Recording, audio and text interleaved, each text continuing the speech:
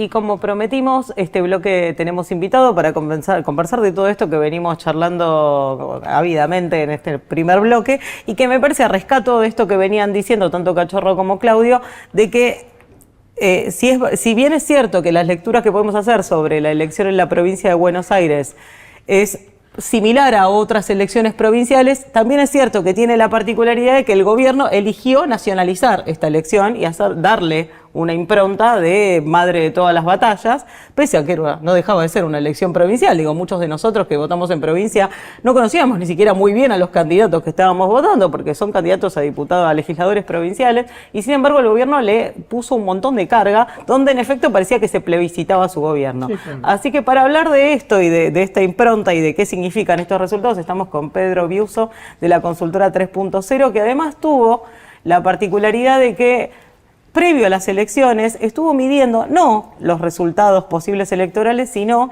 la imagen del gobierno de Milei y de la gestión presidencial, sobre todo después de la difusión de los audios de Diego Españolo y de Karina Milei y cómo repercutió el escándalo de las presuntas coimas en el área de discapacidad en la imagen del gobierno. Y llegaron a la conclusión que decía Claudio de que en efecto había impactado en la línea de flotación. Contanos un poco qué es lo que vieron y si es cierto esto de que están en su peor momento. Sí, nosotros te diría desde junio, fines de junio, principio de julio, empezamos a ver una caída en la imagen del gobierno, que a diferencia de otras caídas, porque el gobierno venía teniendo esta particularidad bastante excepcional de que se recuperaba muy fácilmente y era muy estable en cuanto a sus niveles de aprobación, tanto y de la misma manera de desaprobación, digamos. El núcleo de aprobadores y de desaprobadores era bastante firme. A partir de julio, a raíz de la situación económica, te diría, de las dificultades económicas que se empiezan a poner sobre la mesa y de una serie de problemas también, de temas de agenda que reafirmaban esa dificultad económica, la discusión respecto a los jubilados, la discusión respecto a discapacidad, lo que pasó con el Garrahan, digamos, temas que de alguna manera también ponen en discusión la calidad de vida de la sociedad. Todo eso se unió y empezó a verse reflejado en la aprobación del gobierno. Llegamos a ver, yo decía, 50% de aprobación, veíamos muy firme, con pequeñas subidas y bajadas durante todo el año pasado. A partir de junio, julio, empezamos a ver que caía muy firmemente y hoy está en torno a los 40%, a los 40 puntos de aprobación. A partir de la aparición de los audios de Españolo, todo eso como que cobra otro matiz, digamos.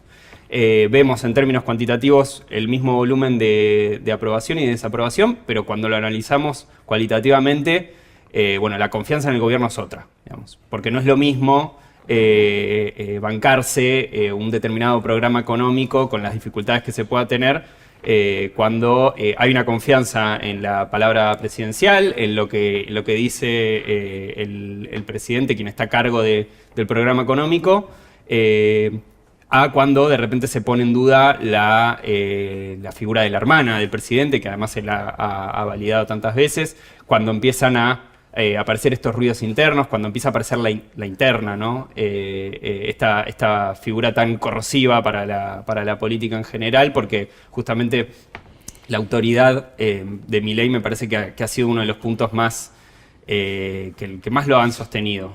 La idea de que él es quien toma las decisiones, de que él sabe lo que está haciendo. Es una certeza que buena parte de la sociedad ha tenido, o que al menos ha apostado y ha intentado sostener como una apuesta fuerte. Bueno, hoy empieza a debilitarse esa apuesta y me parece que la elección en la provincia de Buenos Aires refleja eso y también refuerza ese debilitamiento. Te hago una pregunta. ¿Los audios de Españolo o la economía? Es que me parece que son las dos cosas en conjunto, digamos. La economía condimentada con los audios de Españolo. Obviamente el núcleo está en la economía, está en la dificultad a llegar a fin de mes, pero me parece que cómo uno vive su metro cuadrado depende mucho de cuál es el contexto en el cual eso se da, digamos. En general, la literatura respecto al voto económico lo que dice es que lo determinante no es tanto el momento presente como la expectativa, digamos. Entonces, si yo la estoy pasando mal, pero veo que hay un plan económico o creo en un plan económico, la apuesta es una, y si empiezo a ver que el plan económico en realidad apunta para otro lado, que en realidad tiene otras derivas, que tiene otros elementos como estos casos de corrupción, bueno, estamos hablando de otra cosa muy distinta. Lo que es evidente es que este plan económico nos lleva a profundizar el abismo. Me parece que ese es un dato que buena parte de la población, y eso lo que explica que no solamente votaron en contra de Milei los sectores más postergados y más afectados, sino inclusive en los sectores urbanos de la segunda sección electoral, de las zonas rurales de la provincia de Buenos Aires, que empiezan a poner la expectativa en un cambio de esta situación. Igual me parece que solo quería decir una cosita. Digo, esto que vos planteabas, no quiero reinterpretarte, así que te lo pregunto. Entonces lo que estamos asistiendo es a una especie de fin de la esperanza del electorado que confiaba en el gobierno. Igual me parece, en ese sentido, respecto a lo que él señaló, digo, sobre la falta de perspectiva de la política económica del gobierno, nosotros tenemos posición tomada desde un comienzo. Ahora, me parece que es interesante en la lectura que él hace que una cosa es la situación económica y otra cosa es la expectativa que hay sobre la situación. Y en este sentido yo creo que ha habido un crecimiento desde enero, desde febrero, después de Davos en adelante. En primer lugar, un nivel de crecimiento de la conflictividad social creciente que se manifestó en las calles y que ha ido horadando al gobierno. Y en ese contexto, la aparición de esta bomba en materia de corrupción, muy superior incluso a la de Libra, porque era mucho más entendible y más clara, que aparte explota en el propio centro del dispositivo presidencial sin que el esquema presidencial tenga nada para decir. Digo, y me parece que eso termina de detonar expectativas que en algún momento existieron, que todavía existen en la gente que, por ejemplo, no va a votar, porque la opción que tenía era votar centro-derecha y de repente esa opción ya no la toma y tampoco vota lo que hay. No se va necesariamente al otro lado. Así que yo creo que el tema de las expectativas, yo creo que es lo más potente de lo que pasó con la significación de la elección de la provincia de Buenos Aires. Por eso digo, está con un golpe de knockout el gobierno. Porque tiene que hacer modificaciones políticas y económicas para poder transitar hasta octubre. Y la verdad que uno no le ve uñas de guitarrero al gobierno para, la mesa nacional que acaban de plantear, que se conforma con los tres de siempre, más Adorni, más Patricia Bullrich y demás, es francamente ridículo. Es ridícula, es un planteo ridículo. Sí, no hay una ampliación, no hay una revisión, no hay una lectura. Acá estamos otra vez los mismos de antes, digamos. Sí, o sea, bueno, insisto con la pregunta. Entonces, una lectura posible de esto que acaba de pasar en la provincia de Buenos Aires es que en efecto hay un final de ciclo, un final de la esperanza que el electorado depositaba en el gobierno de Javier Milei. No sé si un final, sí me parece, creo, a lo que ves, hay otras herramientas que el gobierno seguramente, de las que se puede valer de acá a octubre y de acá a 2027 para volver a recuperar esos votantes. Ahora, efectivamente hubo un votante que venía de una trayectoria electoral más vinculada a Juntos por el Cambio, el PRO, digamos, figuras más en esa tónica, que no quiso acompañar a La Libertad Avanza y se quedó en su casa. También hubo un votante más arquetípicamente libertario, que hoy está en una situación económica muy complicada. Digo, jóvenes,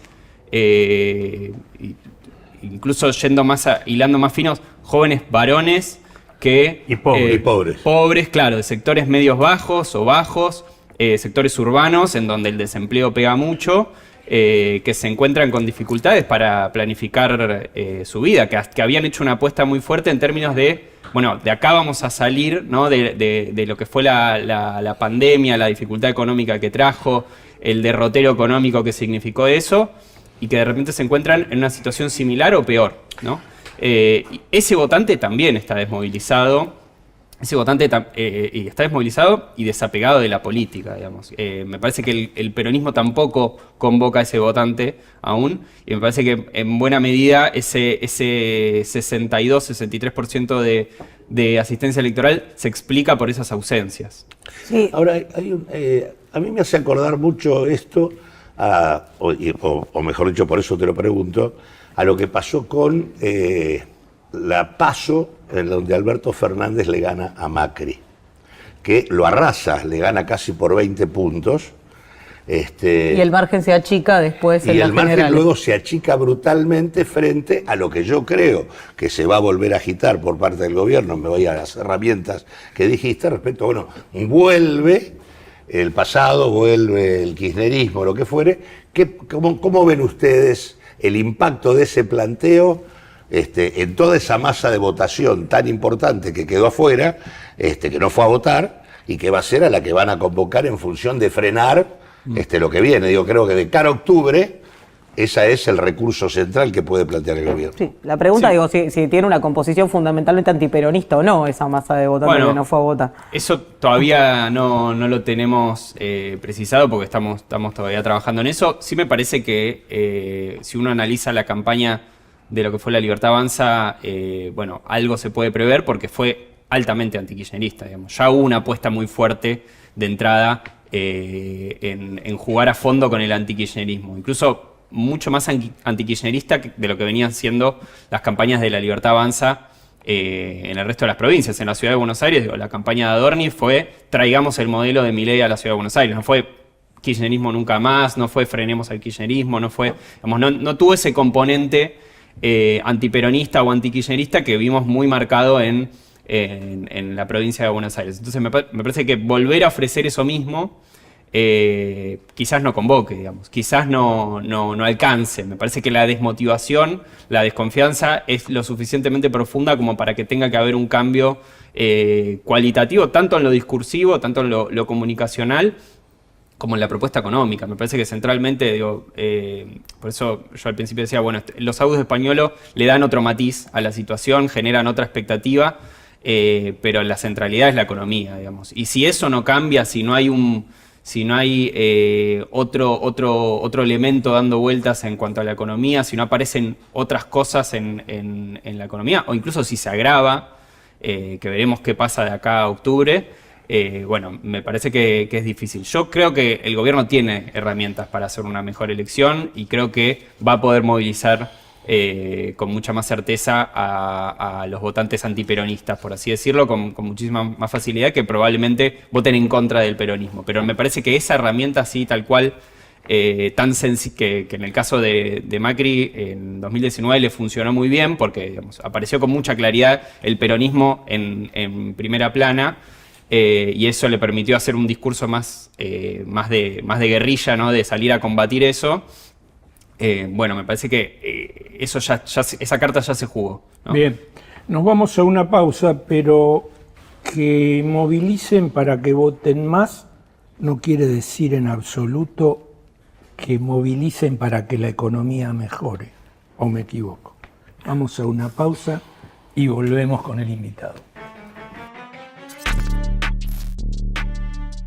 Bien, retomamos entonces un poco el tema que dejaste picando y que bueno, que sería interesante que te explayaras sobre esta cuestión, ¿no? ¿Cuáles son esas herramientas que tiene el gobierno para convocar a los que no fueron a votar o a los que no lo fueron a votar a él?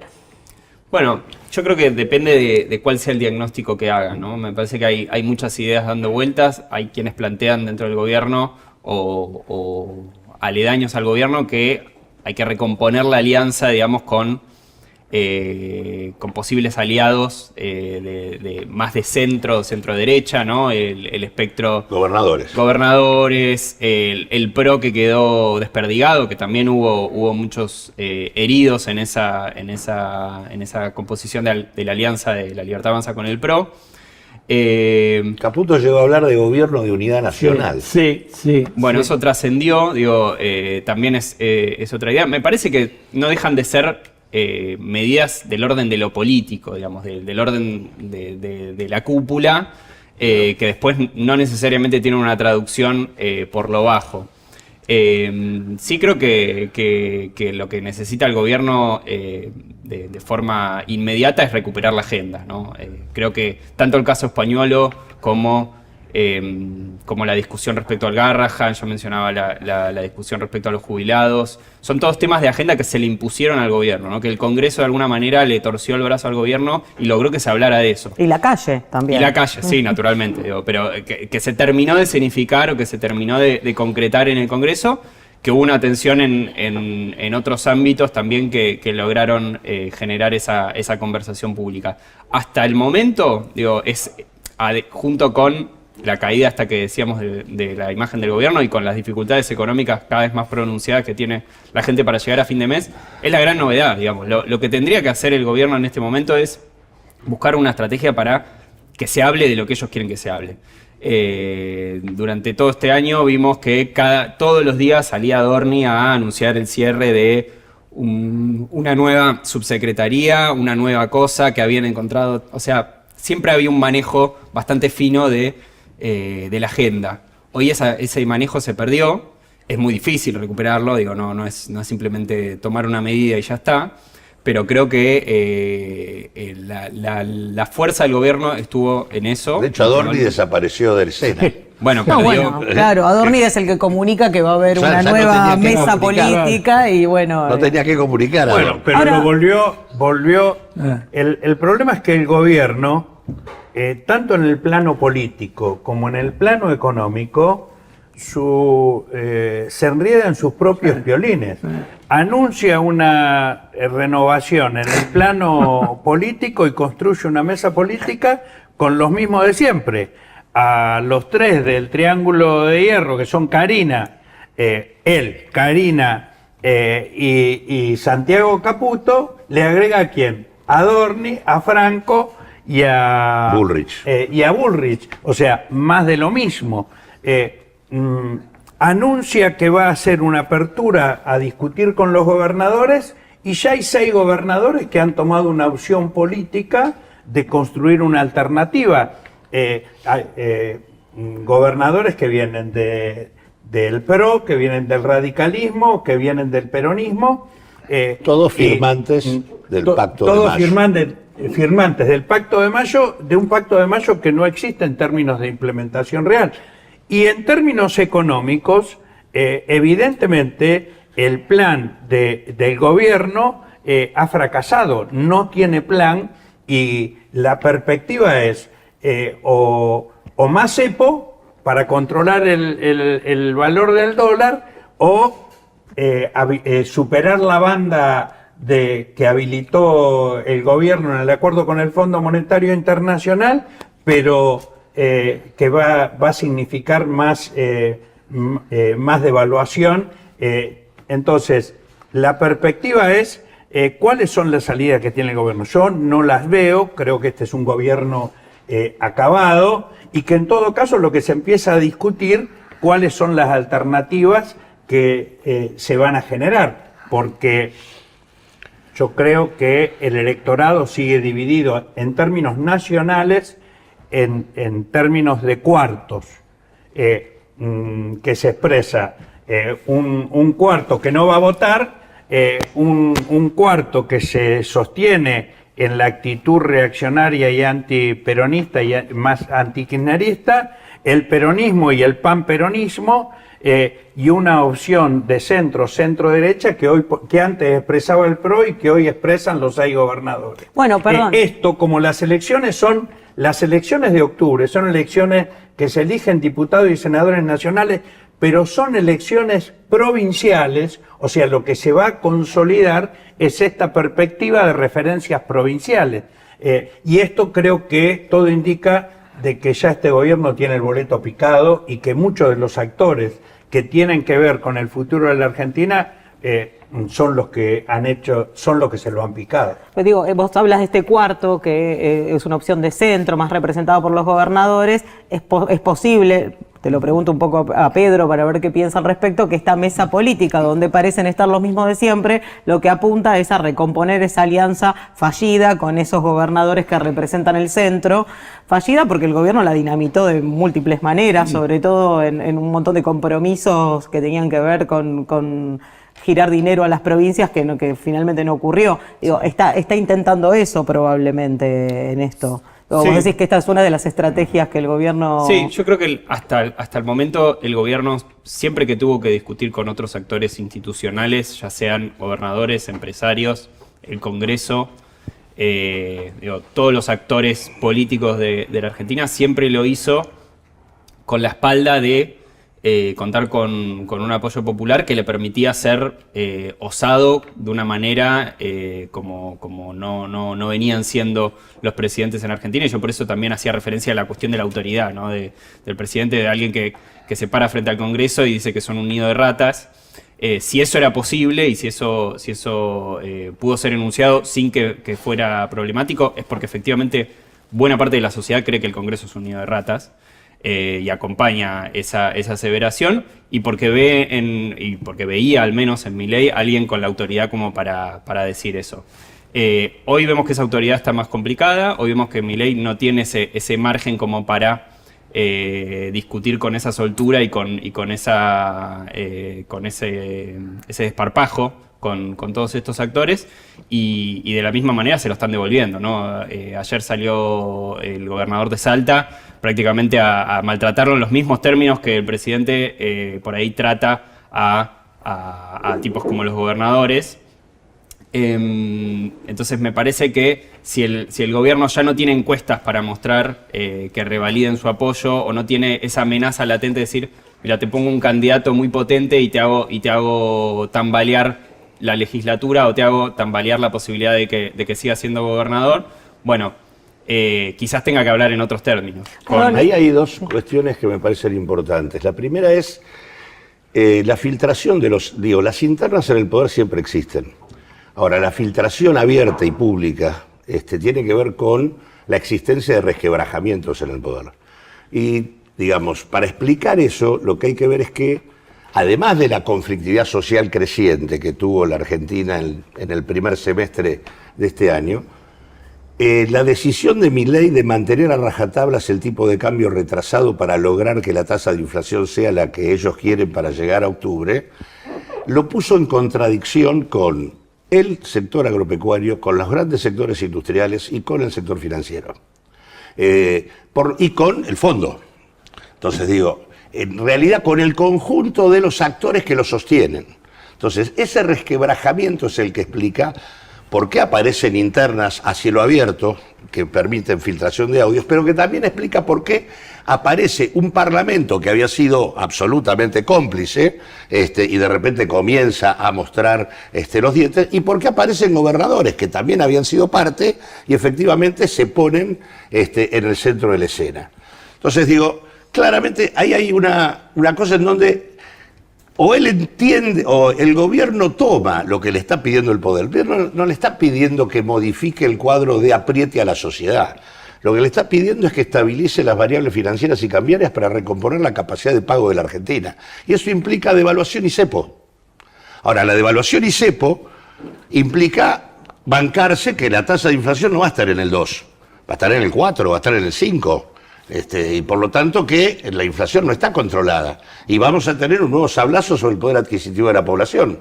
Entonces digo, herramientas tiene para estabilizar la situación financiera y cambiaria que contradicen todo lo que ha venido sosteniendo el gobierno hasta acá y lo ponen en crisis respecto a, le terminan de horadar esa palabra política de autoridad que de alguna manera el gobierno, el presidente tuvo y que yo creo quedó destrozada con la bomba de corrupción y que también se le están quemando todos los papeles en materia de que en materia económica tiene que hacer todas las cosas que ha dicho que en todo caso no iba a hacer. Entonces, digo, herramientas hay, pero son herramientas que no resuelven. Por ejemplo, el hecho de que vos tengas que, comparado julio del 25 con noviembre del 23, los textiles cayeron 28%.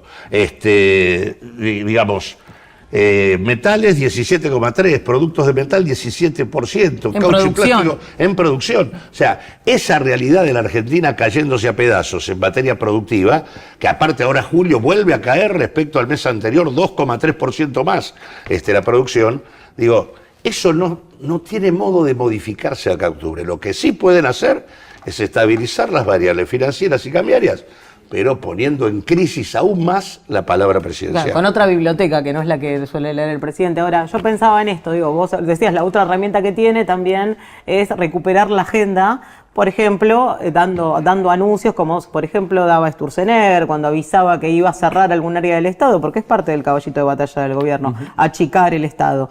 Bueno, digo, el hecho de que haya perdido la agenda, también no está relacionado con que ya está demostrado los propios límites de ese modelo y de ese discurso, y cómo, por ejemplo, el achicamiento del Estado tiene consecuencias nada deseables, como larguísimas colas en la Andis para lograr una pensión, rutas que se caen a pedazos, etcétera. O sea, que parte de la demanda social es justamente este modo de pensar no nos está funcionando.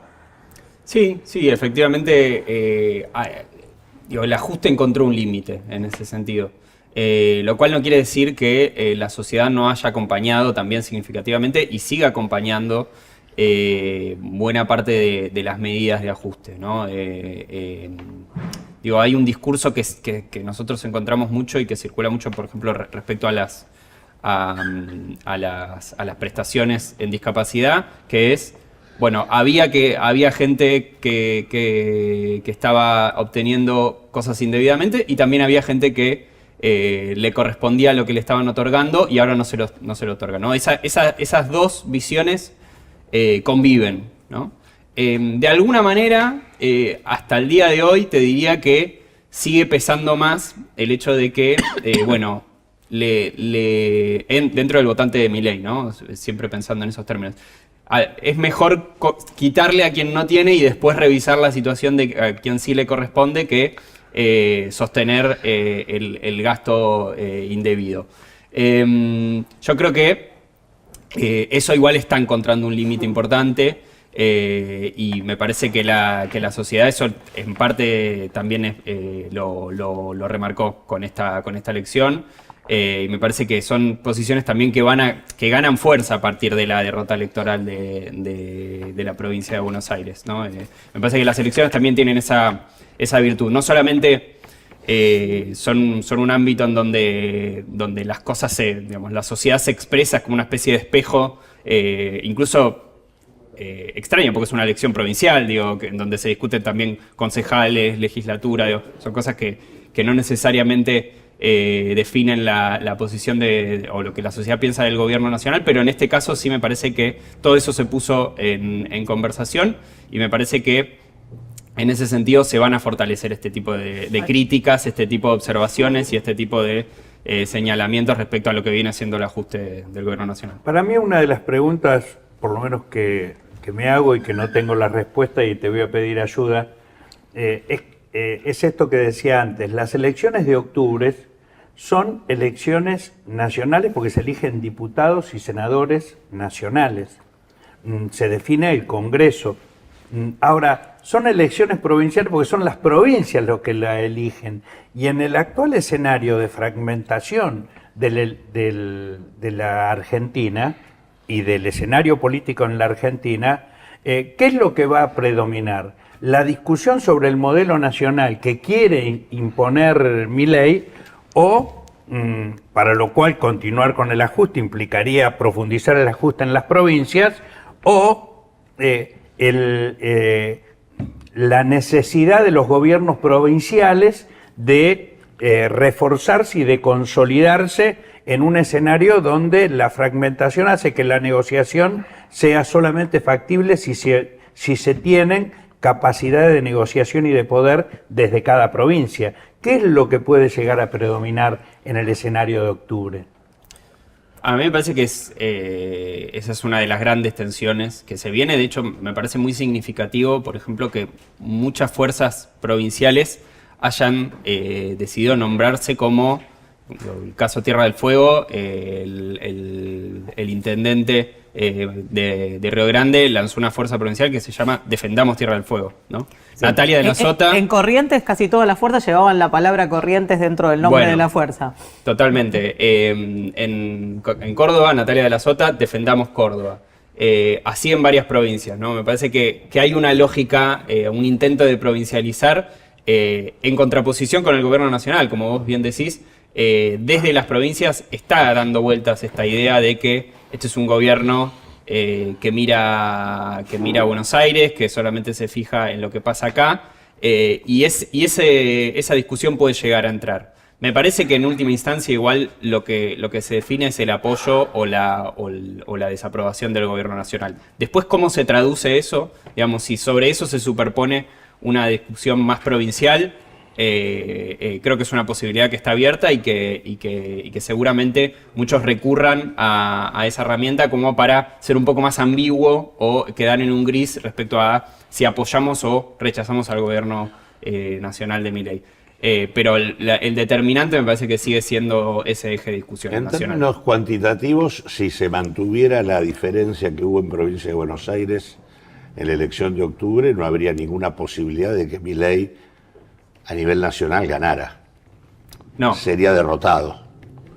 No, me parece que de todas pueden formas compensar con triunfos en el resto del... Si se mantiene una diferencia de 13, 14 puntos como la que se sacó.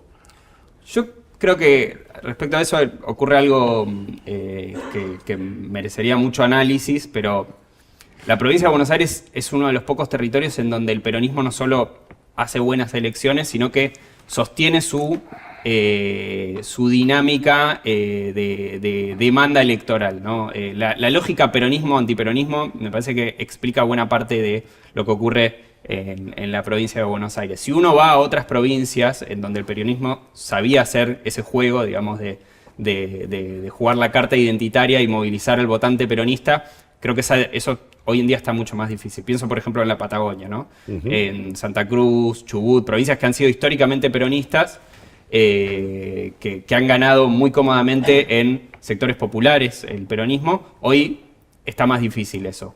Hoy Milei logró entrar ahí. En la provincia de Buenos Aires me parece que es la excepción a esa regla. El peronismo, de hecho, si uno veía los números más finos en los sectores más populares de la provincia, fue recontra bien. Digo, llegó a ser 70, 80% de los votos en los barrios más marginales del conurbano. Y creció mucho en los sectores medios también. Y creció en los sectores medios, sí.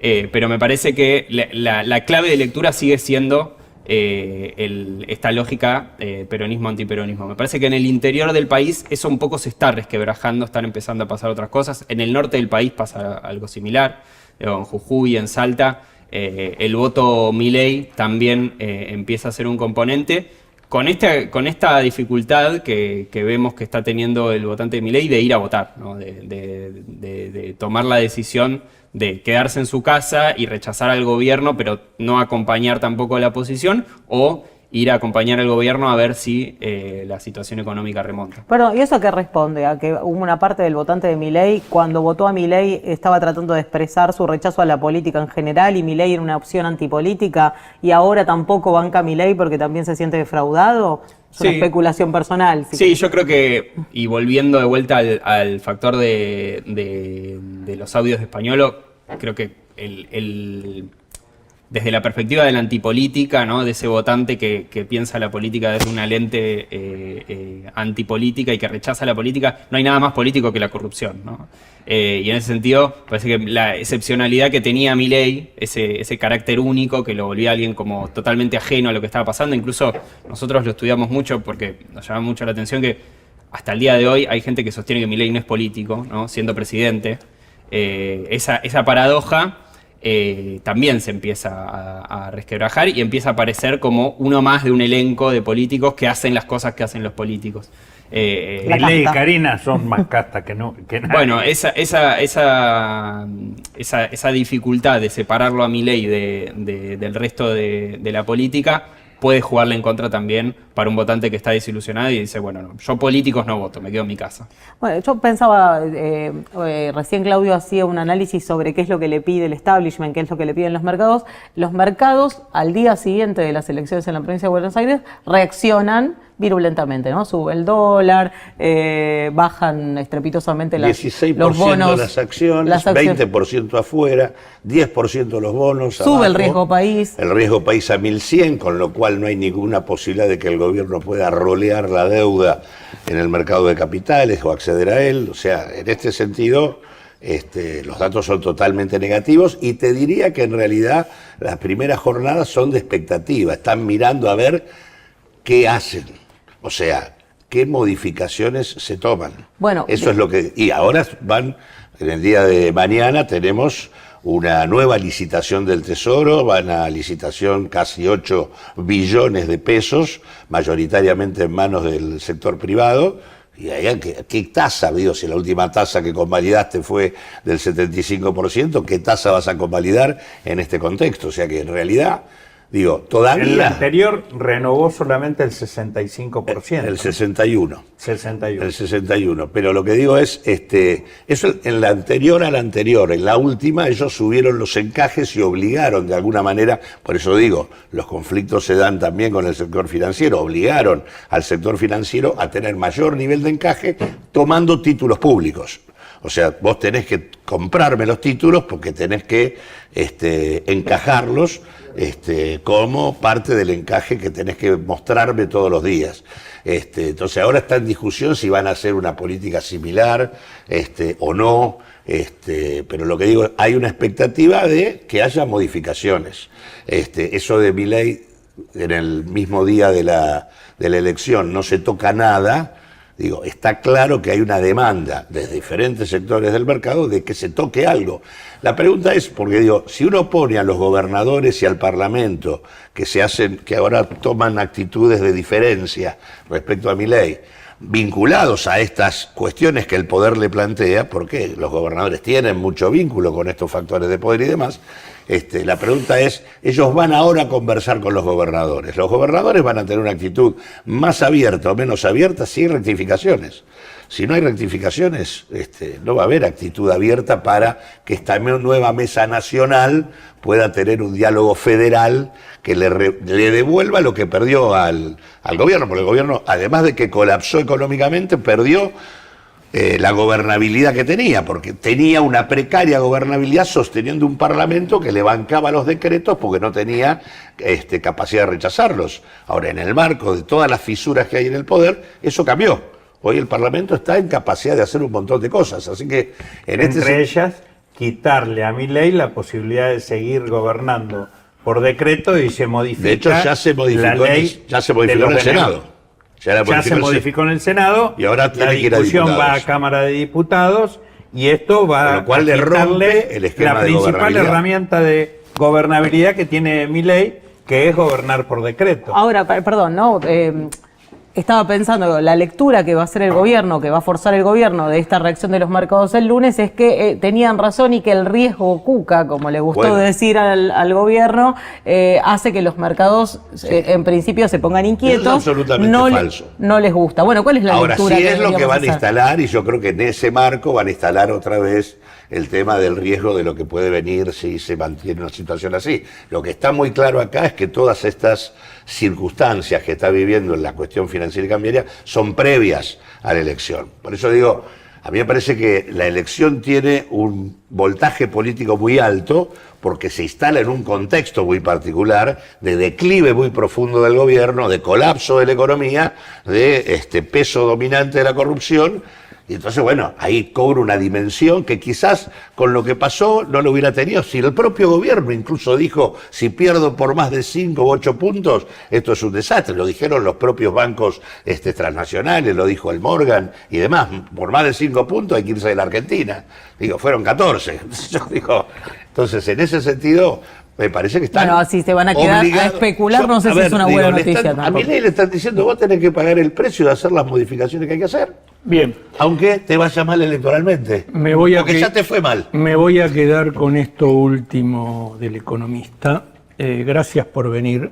porque allá cuando me hacen así, yo no sé nunca si es este o este, y dónde me lo tengo que introducir, porque ya Milei me lo viene introduciendo hace 2 años. ¿Vos sabés quién es el Gato Pardo?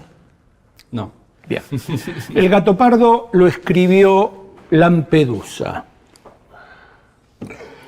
y lo dirigió Luchino Visconti en la década del 70. Para iletrados como Milei y sin palabra, menos palabra que un mudo como la hermana, ni siquiera es aplicable el Gato Pardo, cambiar algo para que todo siga igual. No va a cambiar nada y va a seguir con este plan de explotación. Discúlpeme que sea un pesimista, que va en contra de su mirada simpática y contenta de comienzo del programa. Es que justamente el optimismo radica en la posibilidad de construir una alternativa a Milei, porque Milei es el abismo. Ojalá. Nos volvemos a encontrar el martes próximo con las buenas noticias y con las malas noticias y con las pésimas noticias de entender este gobierno de chorros y licencefálicos.